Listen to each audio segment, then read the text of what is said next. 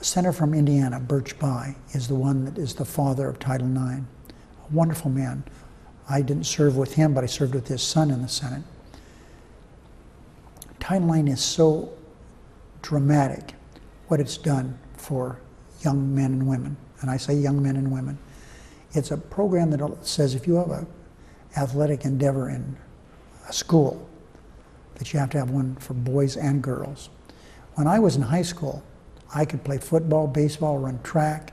I could do all those things. My wife, the only thing available for her was to be a cheerleader. So this is wonderful. My youngest boy, oh, he was a gifted athlete. Played on 3 national championship teams, University of Virginia, and he started having children. All girls. Those girls are so athletic. They participate in basketball, soccer, and that's the way it is with all my grandchildren. The girls are as participatory as are the young men. 40% of all the high school athletes are now women. That's what Title IX is all about.